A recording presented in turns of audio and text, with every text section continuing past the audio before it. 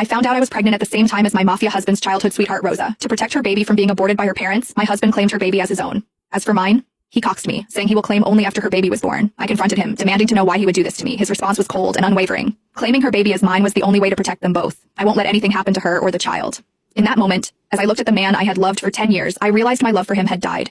Not long after, my family condemned me, calling me a slut for having a child without a father and pressured me into getting an abortion. Meanwhile, my husband was in another city with his sweetheart helping her through her pregnancy. By the time he returned, I was already gone. I found out that my husband was accompanying his childhood sweetheart Rosa for her pregnancy checkup at my regular hospital this afternoon. Vincent, our baby looks so cute on the monitor. From the crack in the door, I saw Vincent's face lit up with a smile. Rosa was pointing at the monitor, and Vincent nodded, smiling back at her. If I didn't know that man was my husband, the father of my baby, I would have sworn they were a couple, happy and in love. Isabella Caruso, the doctor is ready for your examination, the nurse called. Vincent turned, his face drained of color, his eyes scanning the hallway. He must have heard my name. When his eyes landed on me, his mouth opened, but no words came out. I had been happily married to Vincent Falcone, my mafia husband, for nearly 10 years.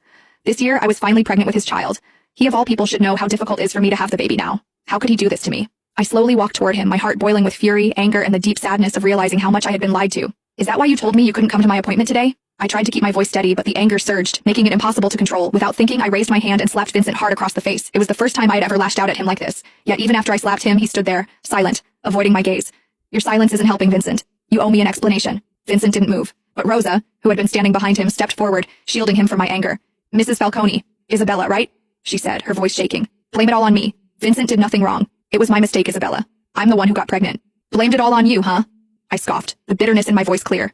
I was a tough woman, but even so, tears streamed down my face. As if my tears had triggered something in him, Vincent finally stepped past Rosa and pulled me into his arms. Don't cry, Isabella. The baby isn't mine, he said, his voice barely above a whisper. I froze. What? But then, Rosa spoke. She winked her innocent big eyes at Vincent. Vincent, didn't you promise to protect my baby by claiming it as your own? Why are you telling her now? Protect her baby? What the hell was going on? I broke free from Vincent's arms and stared at him. What the fuck is happening right now, Vincent? What the hell is she talking about?